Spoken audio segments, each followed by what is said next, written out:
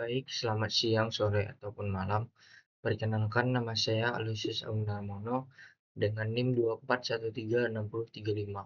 Pada kesempatan kali ini, saya akan mempresentasikan kondisi geologi Sumatera Utara dan Kepulauan Nias. Baik, langsung saja lanjut ke pembahasan materinya.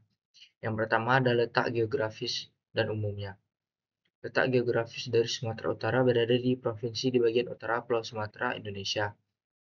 Dan kemudian Kepulauan Nias berada terletak di Samudra Hindia kurang lebih 125 km barat dari kota Medan.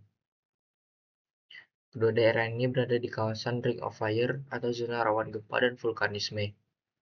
Kemudian ada zona subduksi aktif, merupakan titik temu antara lempeng Indo-Australia dan lempeng Eurasia. Lempeng Eurasia akan menunjam ke bawah lempeng Eurasia yang membuat subduksi. Kemudian ada topografi yang beragam.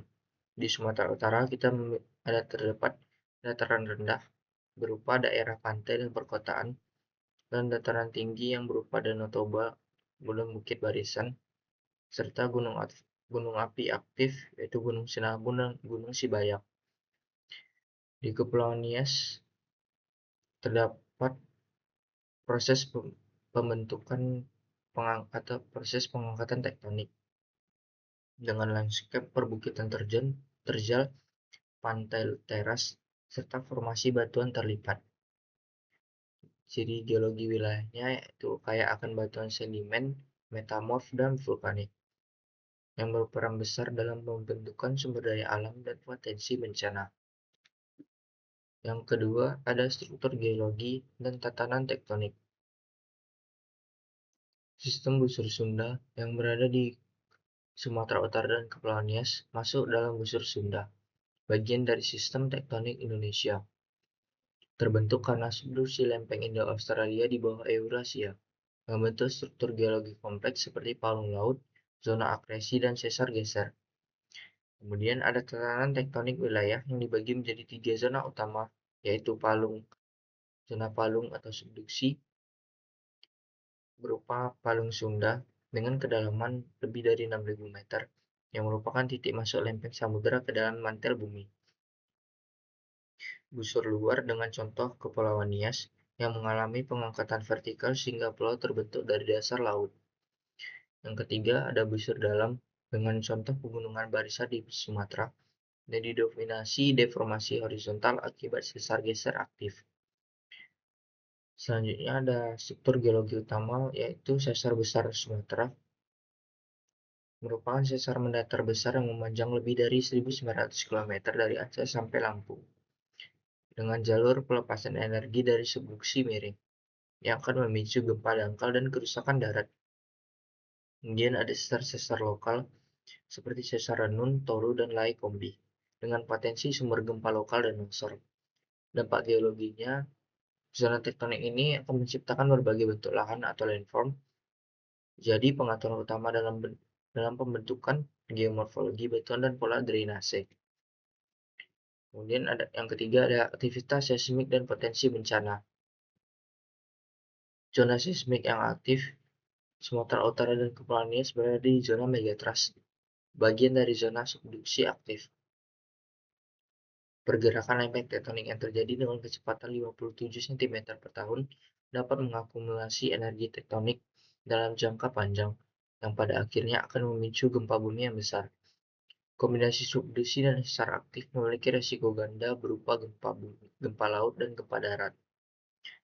Terdapat catatan gempa pada tahun 2005 di lokasi Nias dengan magnitudo 8,6 dengan dampak pengangkatan tanah kurang lebih 2 meter dan kerusakan yang luas.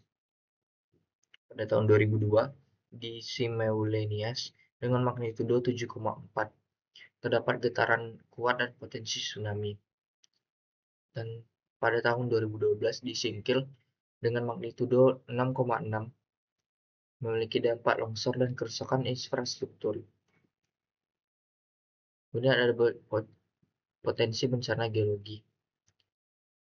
Ada gempa bumi yang merupakan akibat subduksi dan sesar aktif, sesar besar Sumatera, Renun, dan sebagainya.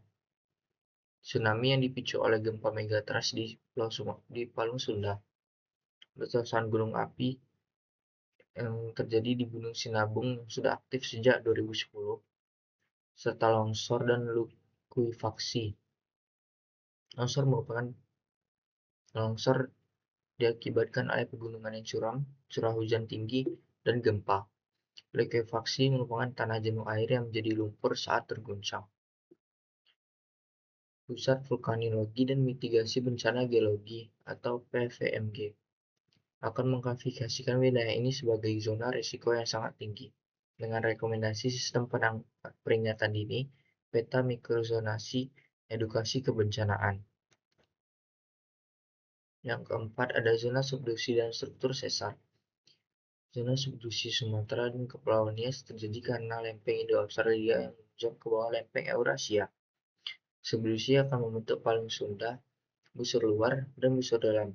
Gerakan oblique convergence, yaitu kombinasi tekanan horizontal dan vertikal terhadap batas lempeng. Kemudian ada proses dan dampak subduksi. Zona ini akan menyimpan energi seismik yang besar, dan tekanan di zona kontak antara lempeng atau interplate akan memicu gempa besar, tsunami, dan upflate atau pengangkatan di wilayah pesisir. Kemudian ada sesar besar Sumatera dengan tipe sesar geser mendatar yang memanjang dari Aceh sampai Lampung kurang lebih 1.900 km yang berfungsi sebagai katup pelepas energi dari subduksi miring yang terbagi menjadi banyak segmen aktif yaitu gempa darat dan yang dangkal dan destruktif.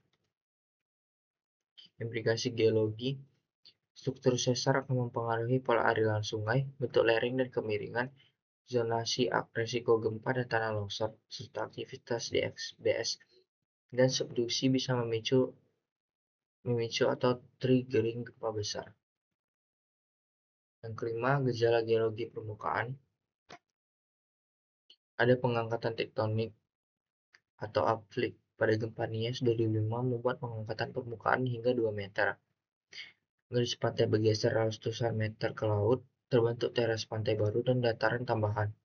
Dampaknya perubahan ekosistem pesisir dari mangrove dan terumbu karang.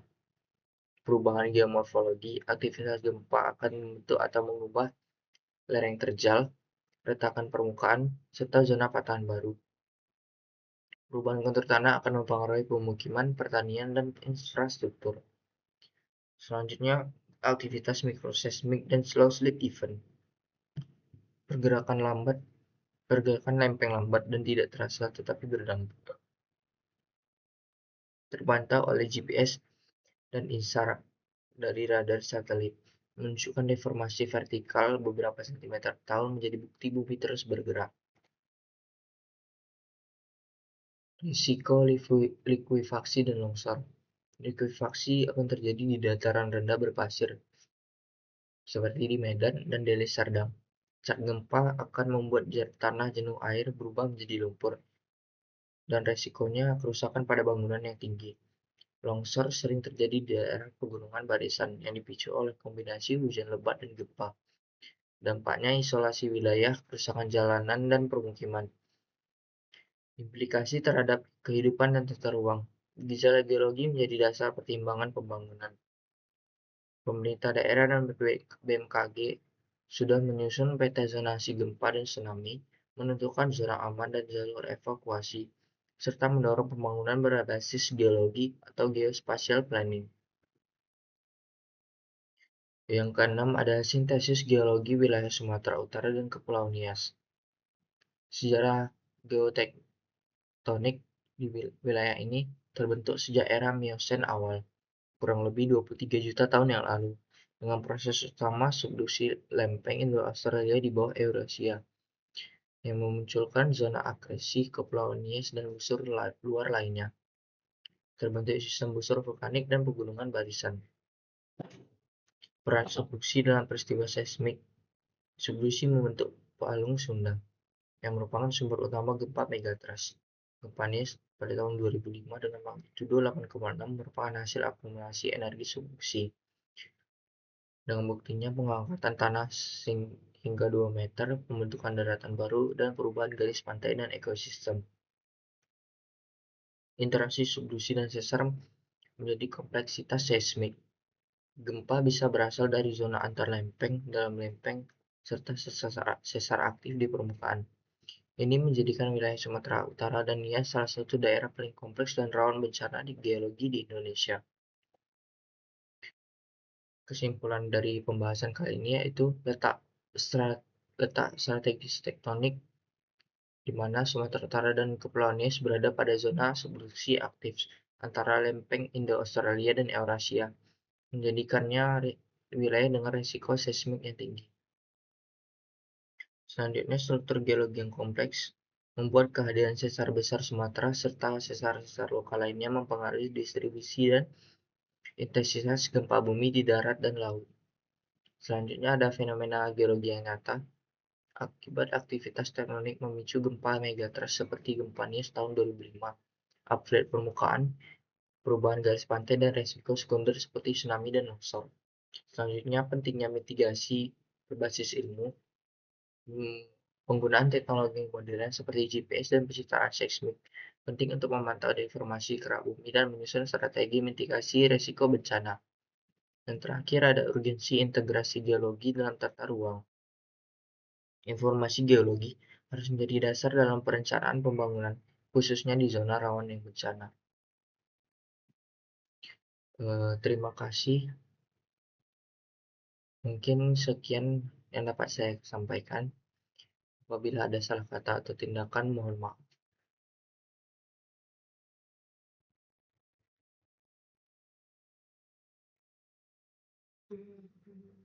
Saya akhiri presentasi pada kali ini.